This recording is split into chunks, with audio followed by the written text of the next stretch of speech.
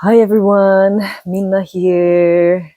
Today is the 25th of April 2025.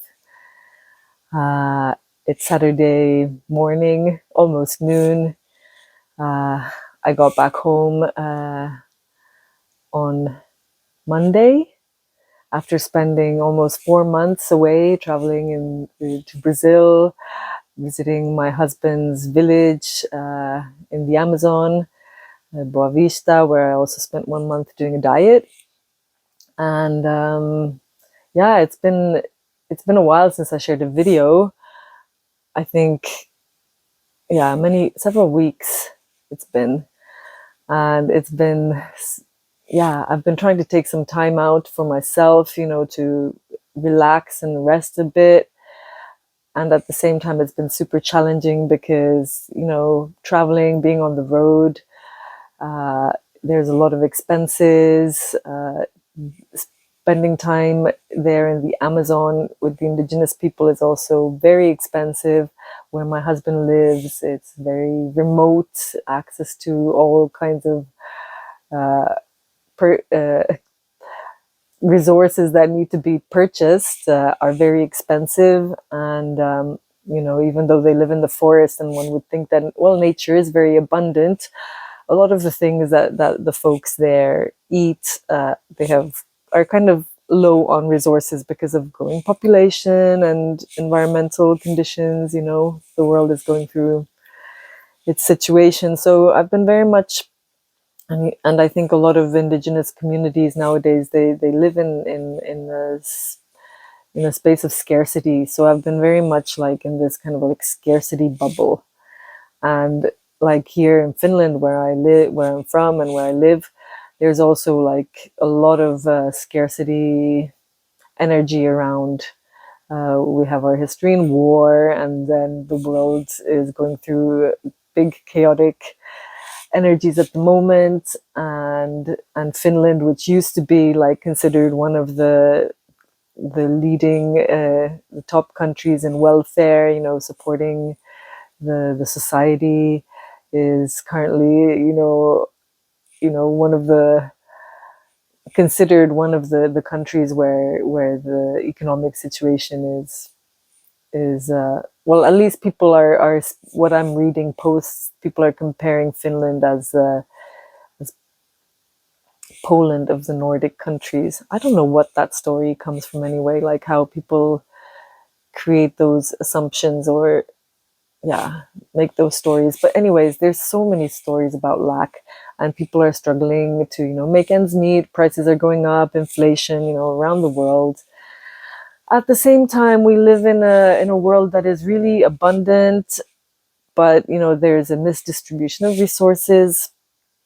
And I know for myself, this kind of scarcity consciousness, it awakens a lot of distress and creates stress. And my conditioning, or one of the coping mechanisms that I have adopted in my life, has been to like work harder, hustle, get all like rush around, and like try to think of all kinds of things to do to like make things work out. And maybe you noticed how like I started shaking and like getting all like restless. And this is a pattern that I carry in my nervous system.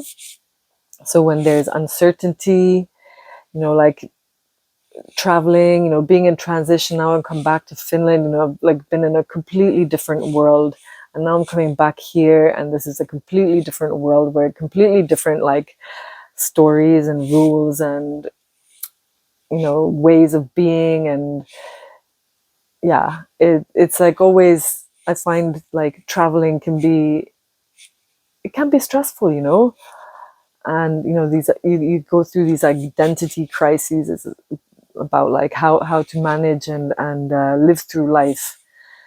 And with the speeding up of the world, it feels sometimes that time is going faster, technology is getting faster, artificial intelligence is around, and it's easy for us to, as human beings, to think we're nature works at a different pace from technology, and sometimes it's easy for us to like forget that we are nature and that we have a different rhythm than all this technology, and it's easy to go into this like spin about like feeling that we have to hurry, or we have to work more and work harder to get what we need to feel safe. And as prices go up, and the value of money gets smaller, we think we need to do more work and create more to get more of that income to create to be able to cover the costs of our living.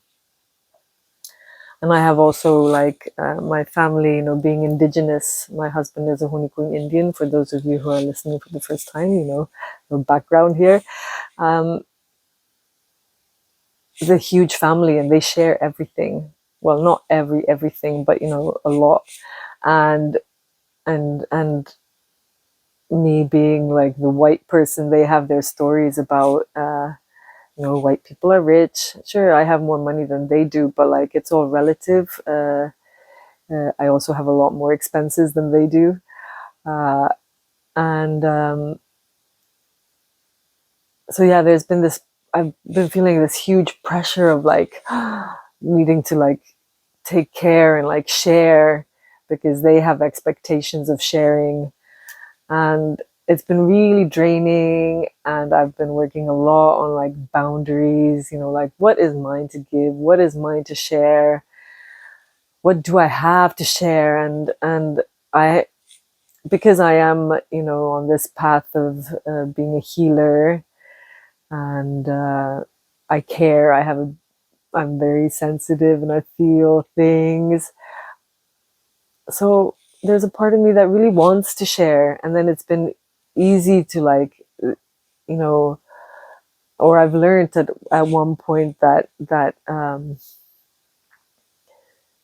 yeah, it's a complicated story, like but I think it's many of you can recognize this pattern of like maybe over giving, or giving when you're not in the space of like I don't want to use that word over giving really, because actually it's more about like what space or energy we give from. It's like, am I giving it authentically, naturally from my heart when I feel safe giving? Do I feel safe, or am I giving because I feel like I'm in a threatened space and I need to give because otherwise I will be in trouble? So then it's not like this generous, open-hearted giving. It's kind of like, like there's this kind of stingy energy. And anyway, money for me is well, I think for most of us on the planet right now is very much linked to safety. That we need money to feel safe. And I've actually been starting to study more about money. I've been privileged to grow up in a family that has more. I've had a lot of opportunities. I grew up living in developing countries, and due to my parents' work, and living comfortably, and then seeing a lot of poverty around me, and there was a part of me that felt unworthy and didn't understand, like, why is there this difference? Some people have, some people don't. And for me, I very much linked it to money. And then I've been exposed to a lot of money stories about that, oh, those who have money are greedy. I was just listening to someone dear to my heart talking about how they've experienced racism. They're of Asian background.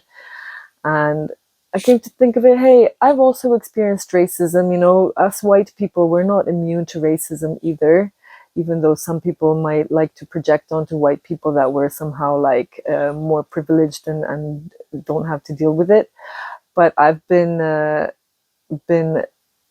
because I once didn't want to buy a piece of handicraft from from from someone when I was living in Kenya, they called me a racist. And for me, that just me setting a boundary and saying that I didn't feel comfortable buying something that was not of use for me, and someone attacking me like that, uh, that I find that is a race, like an experience also of racism.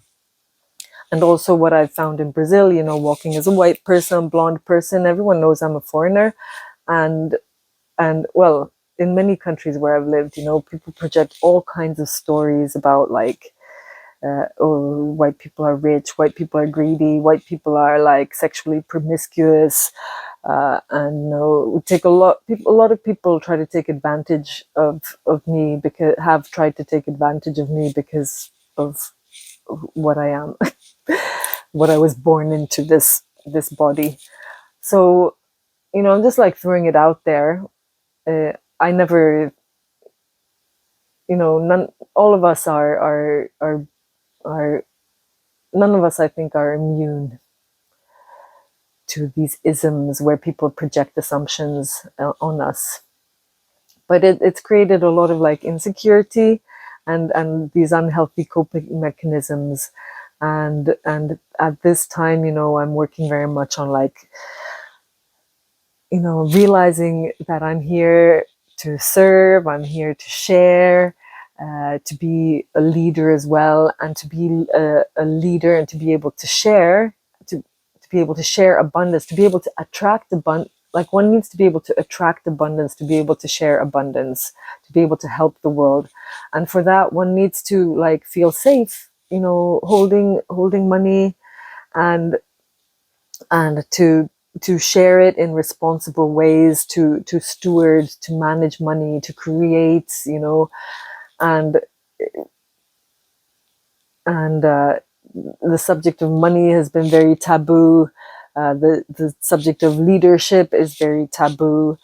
I've just had a really interesting experience, which which is kind of helping me kind of unravel some of the conditioning around my wounding, leading to these topics.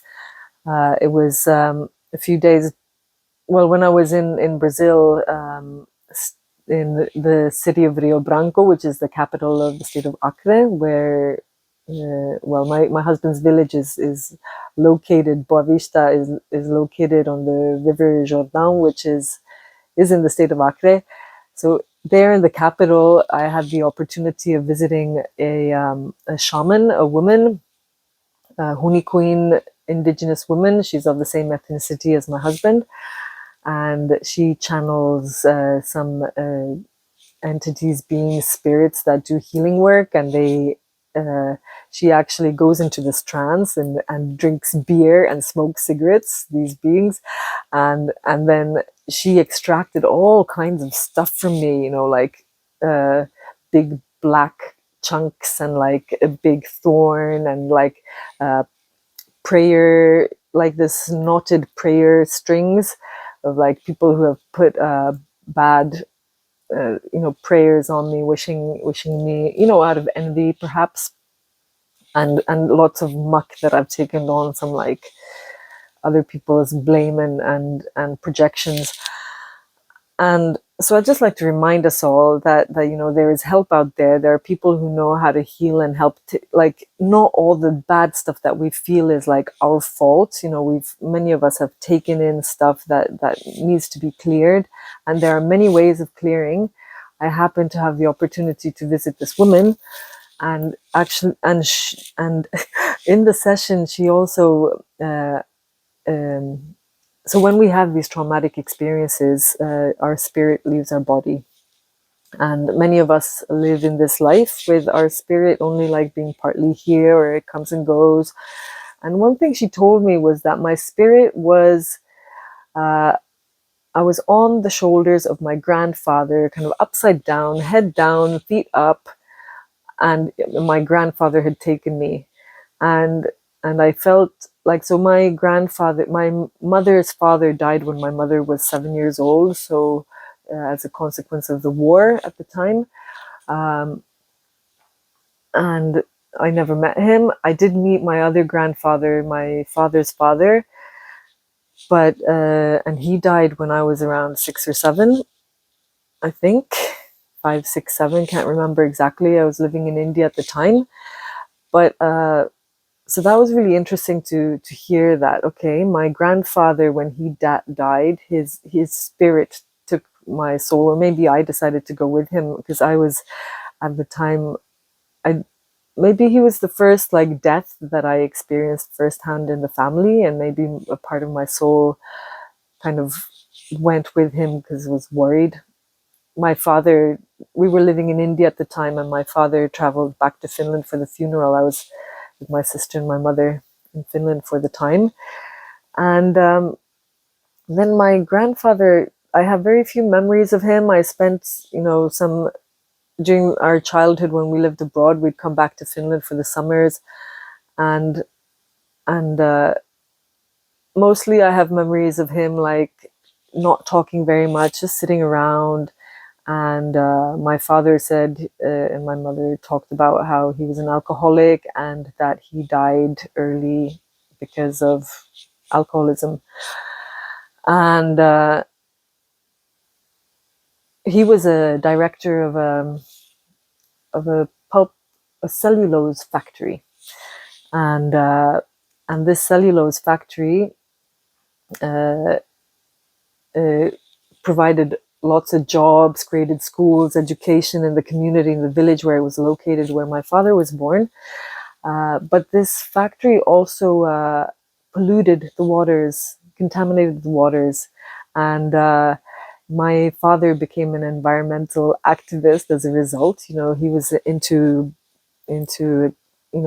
nature, and well, actually my grandfather also, he loved, apparently he had beautiful greenhouses and was collecting all kinds of exotic flowers and plants. So he had this tender kind of nature part to him as well. But he's never been spoken of like in a warm way in my family. He also was harsh on my demanding on my father, as I've understood.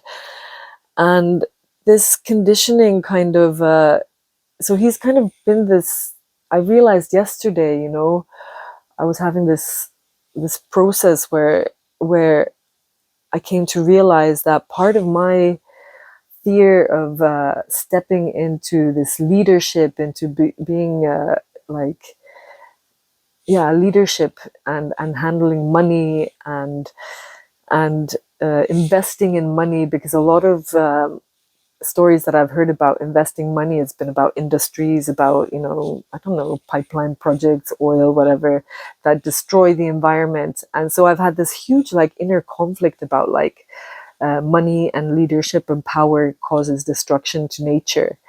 Yet and like, what a huge shame, like this unseen shame, like I've been carrying inside over these topics of money and leadership. And I had a really good heavy cry, like releasing and um, and kind of addressing this subject. I've spent the last week in this online uh, kind of webinar coaching call offered by Kate Northrup, an amazing woman from the States. Check her out, katenorthrup.com, if you're resonating, interested. She's very much about feminine leadership, about empowering the feminine, and speaks about how women, how many of us women, or women haven't had, women have been property, women have been in service, uh, and it's only recently that women are stepping into power and having access to money and having access to being in authority positions. And women, it's statistically, according to her research, uh, are much better investors. They create better return for the money that they get and they invest, and they're better at stewarding and creating welfare for a lot of people than men. I'm not saying all men get it wrong, but our world is evolving, our world is changing, the way we use money is changing, the things that we invest in are changing. um, technology is changing. So it's time to let go of those old stories about money causing destruction or leadership being, causing damage. It can, if we're not like conscious about how we use money, if we're not responsible with our use of money. And but it's time to step up. It's time to learn how to embrace, to receive, to feel, to have, that money, the resources that we need, so that our bodies and nervous systems can feel safe, so that we, from that safe of safety, we're able to make those conscious, responsible choices rather than acting out of like urgency. Because what I've noticed is like when one acts out of urgency, this unsafe space, is like we easily like overgive, to like kind of satisfy the, or to kind of like put out the fires urgently, like if we see someone else suffering, like, okay, take this money so you feel better. And like, I just need to take a pause. And I've had this huge like inner dilemma inside of myself, about like sometimes about giving money to my husband, to for his family, because I also see that they spend money often in ways that are not in alignment with my value system, like on masses of sugar that cause, in my narrative, damage, that are not, or like feed these unhealthy corporate systems. And also, they have, I come from this very stingy kind of scarcity kind of space where, oh, we have short summers, long winters, we have to save, and we have to hoard. But the world is different now. Like, we have access to food all year round in the shops here in Finland. It's not the same as it used to be. But I've had this kind of saving, hoarding kind of approach to money. And there in the forest, they don't do that, because if you save and you hoard, it just like molds, or the insects get it, or the floodwaters will take it away. So what I've been like seeing is how, like, I've been getting super triggered about how wasteful I think they are. At the same time, they have this approach that, no, actually it's not wasteful. You're supposed to share with spirit. You share with the insects, the animals. So I've also learned that, if you drop a piece of food on the floor, or something that you value, it's the spirit that's asking for its share as well. It's not all for us. And I find that's like super important as we go onwards into this world, and we're learning how to share and distribute our resources, to learn how to let go of this need to like hoard, and to practice sharing. And the part that's been triggering for me about watching what I think is wasteful has been coming, like, to learn how to look in the mirror and to notice how wasteful I am. Like, how wasteful am I with my energy? How much am I wasting time, like trying to solve problems that are not mine to solve, meddling in other people's business, projecting my ideas and thoughts about what I think is better or worse, when someone else has to go through their own process of figuring out, of taking ownership for their life. And and and one of these responsibility, like, I've been so distracted and putting so much energy in, like when you're feeling that financial distress, you're like trying to think of all these things, ways that you can make money. And oh my God, it's like you can waste so much energy. And when it comes from that like agitated, distressed mind, it's actually really wasteful. Because actually a lot of, the abundant universe does offer a lot when we're open to receive what is for us to receive. And so, but it requires, dropping in and creating space to relax, let the nervous system relax, so that we can become like, know our worth and become more magnetic. When we're more magnetic, the world, people find us, people look for us.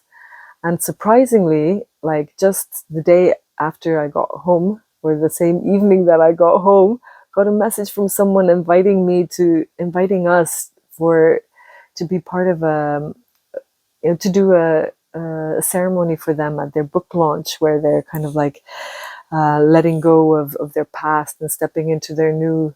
So the work, finds us as well. It's not us just, there are certain things that we can give. For example, me, I can share this video because it feels so good for me. I love to share the insights I'm getting. And it's also a way for me to integrate what I'm learning and what I'm going through, to give validation for my experience and to share my story as inspiration for others. That's like kind of like the bonus part. So, yeah, slowing down, learning how to soften, learning how to open up to receive, and learning how to share like from the right space and share that which is ours to share. Our beauty, our gifts, our that which is overflowing, rather than like squeezing, and looking at, like, trying to like grab stuff from around so I can put in that bank account so I can pay all those things. Like the energy there is really constricted and it's not like free flowing.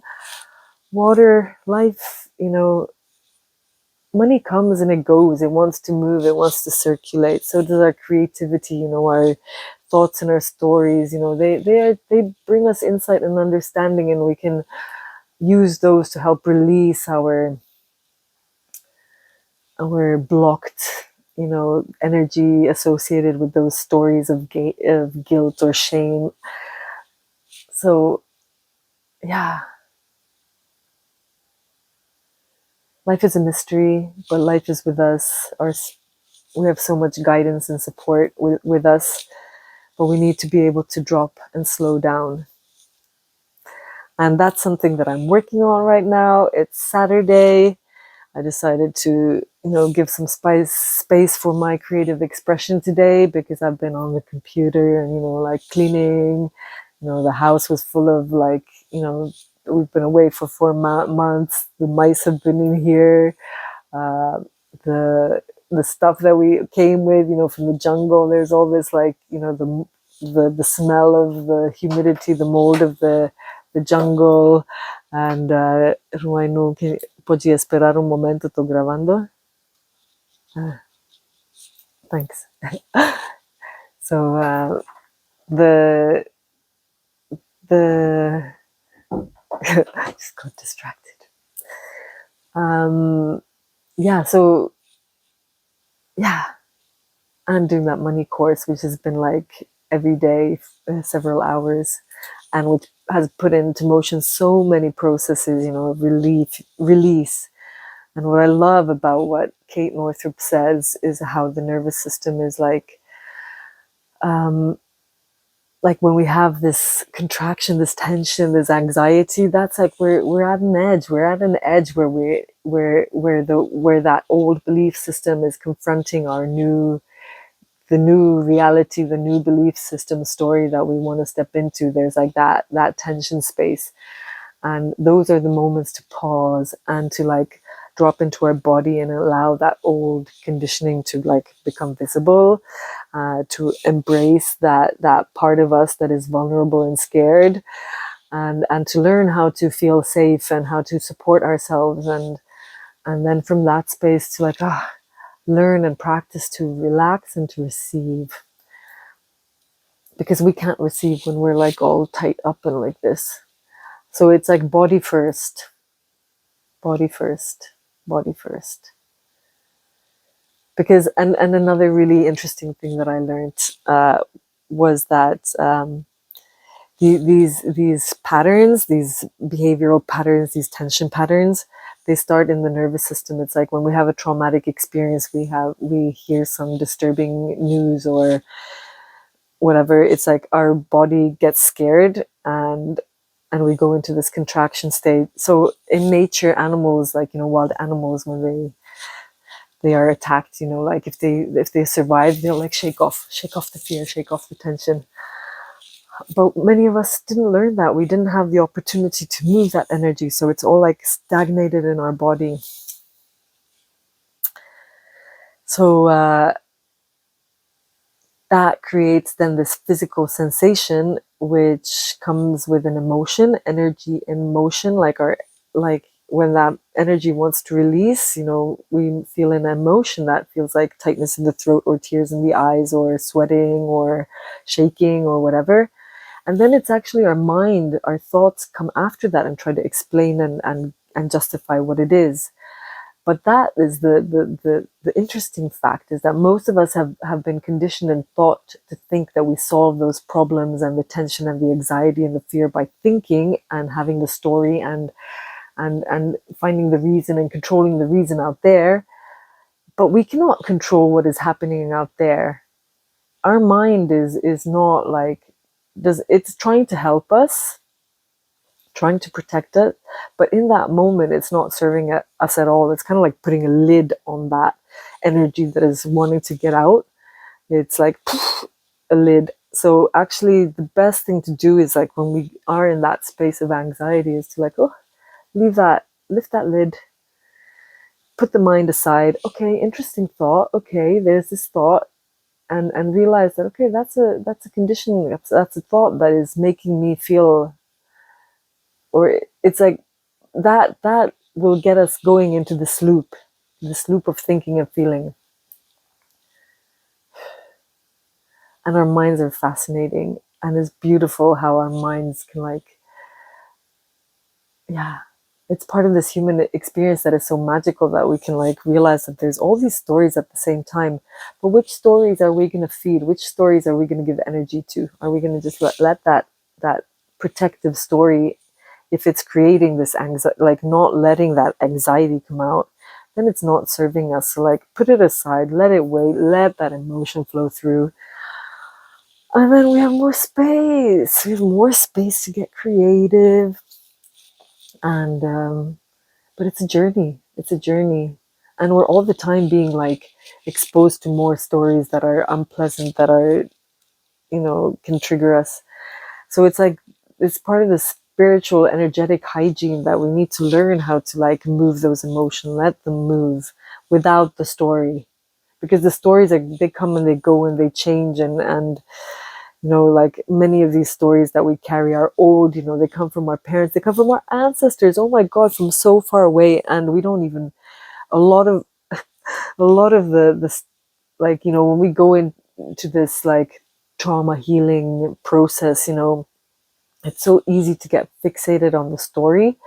But much of what we carry inside is, like, we've inherited from our parents' behavior or societal, like, we're like mirrors, we've just, like, learned that, okay, in this situation we're supposed to act like this.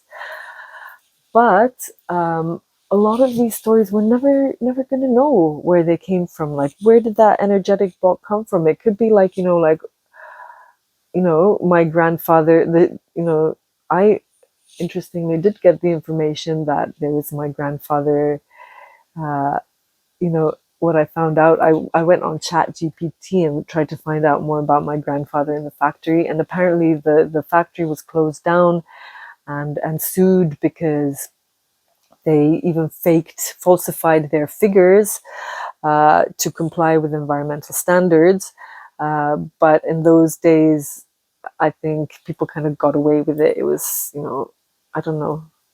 I don't know what happened, but there's a big black hole and big shame. And I think a lot of us, we're humans. I do, like, horrid things, like, so often, that I carry so that, but we're learning, like, let's learn,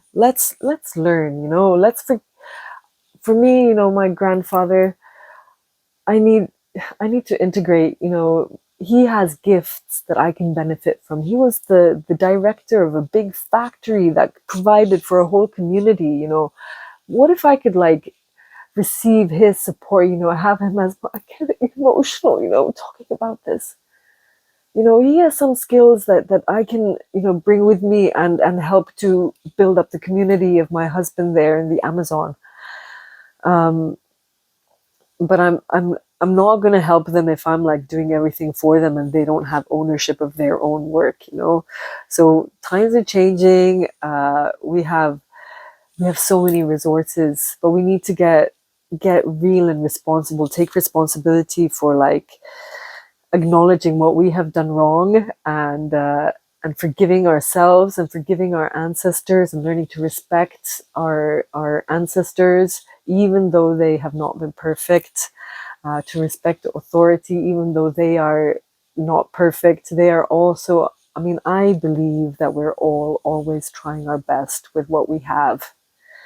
And the trick is to have the courage to be honest, radically honest, and see what is working and what is not. And something can work in one moment and something cannot work in another. And that's why it's so important to like learn how to come into our body so that we can feel in our heart like what is right and true for me now. Um, and allow the mind to become more like a servant for us, and to learn to be compassionate to ourselves and others, to allow ourselves to make mistakes, to be imperfect, and to expand, to create more of this gentle, soft heart energy. I could talk about this forever.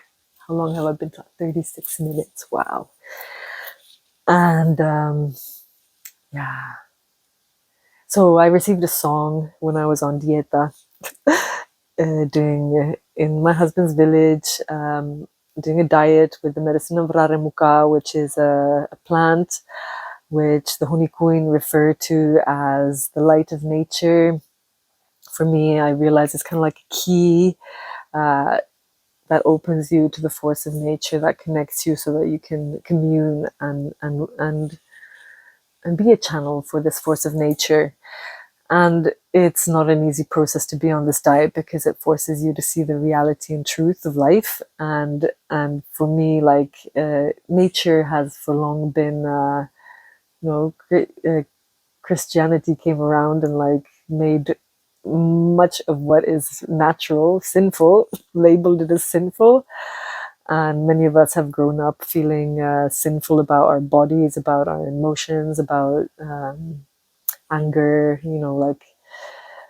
but life is cyclical. It's nature is destructive. It's creative, but it's also destructive. Both of these forces exist, and we need to learn how to embrace all of both sides of this.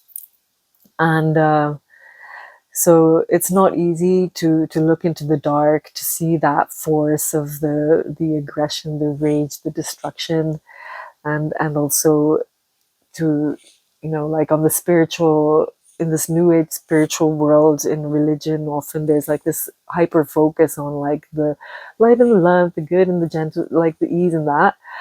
But the other side is equally a part, like of us, because our bodies are nature, like we're made of like trillions of organisms, so we need to learn how to work with these forces, the light, the dark, the destruction force, the creative force, the letting go, the opening up, So we have to experience those if we want to come into alignment and integrity and to be a channel for our own truth. So it's not an easy path, but for that, some of us are walking this path so that we can learn to like open our hearts and soften, to embrace and to hold space for the stuff that is difficult, to not be ashamed and all of that about it. Oh, a sigh of relief. So yeah, while I was on diet, I had huge resistance going into the diet. I was like, oh, I don't want to meet all that shit, all the hard stuff, all the dark stuff. And I really,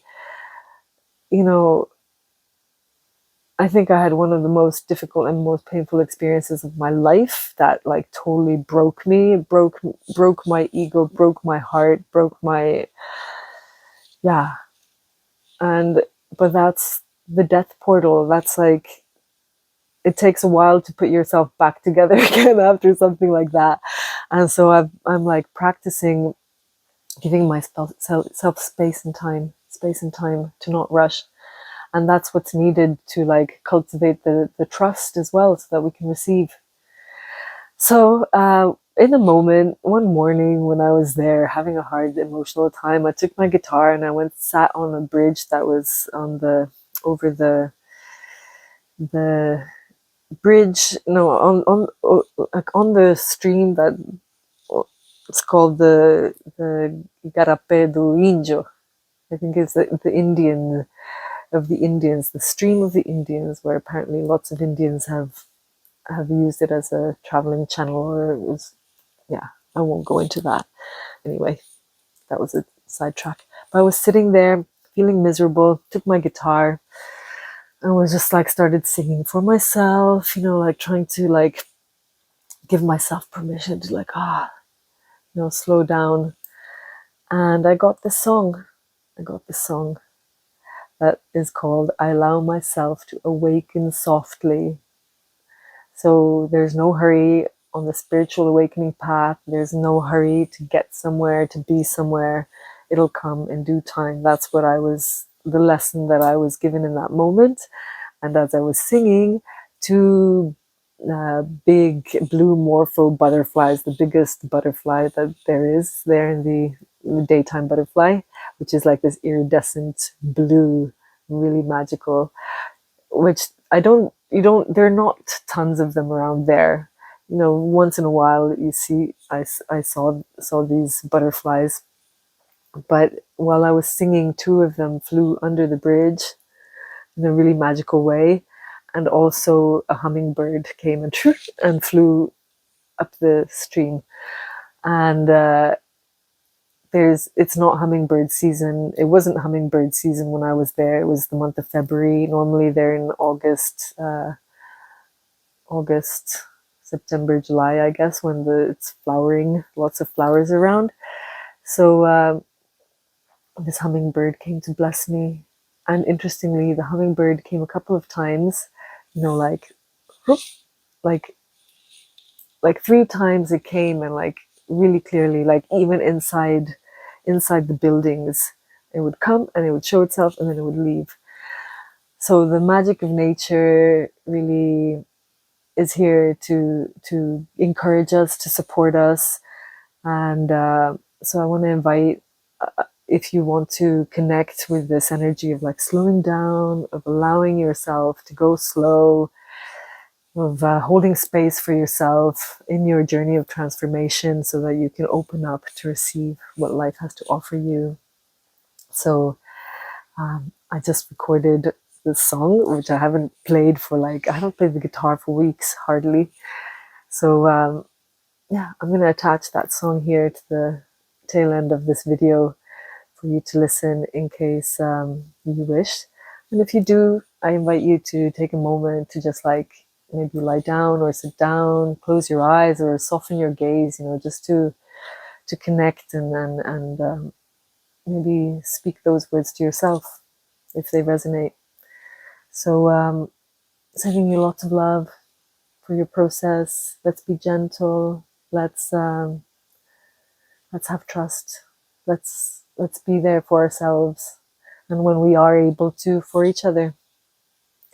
So with much love for you.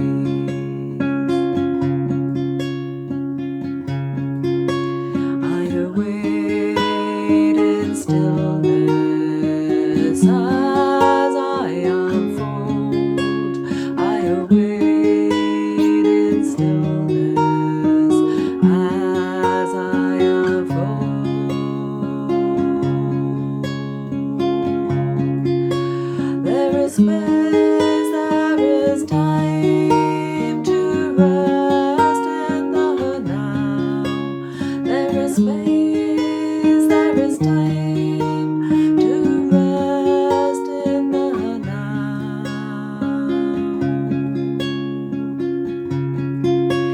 I allow the new to find me. I allow the new to find me.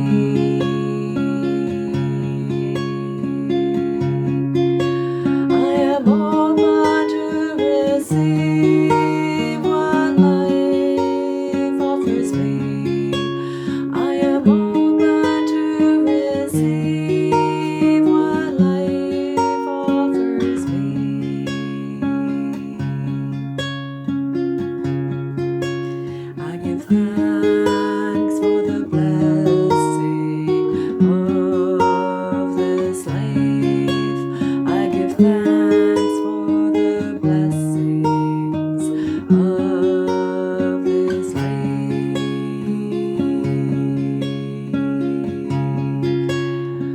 Gratefully I share what is mine to give. Gratefully I share what is mine to give.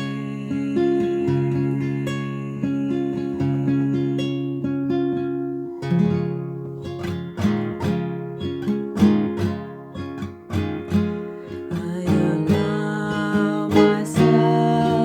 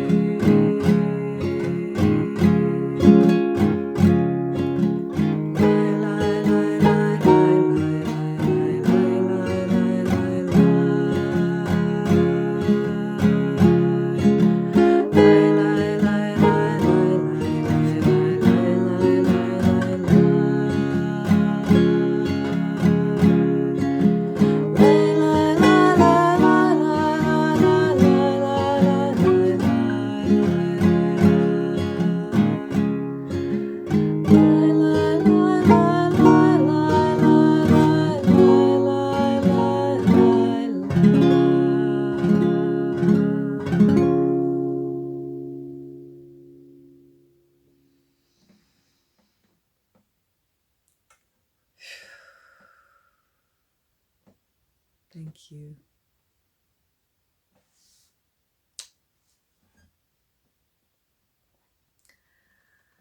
So I hope you receive the connection, the medicine of slowing down in this rushed world that we live in. It's a precious treasure, and it's all found within us, and it's there, the inner peace. But sometimes we need to do some unraveling and creating some space so that we can allow ourselves, give ourselves the permission to be open, to open our hearts, to let go of the dominance, the control of the stories that we have received, taken in. So wishing you a beautiful day, a beautiful moment, and blessings on your journey of opening and receiving your life so that you can step into your own worthiness and share what you have to share with the world. Much love.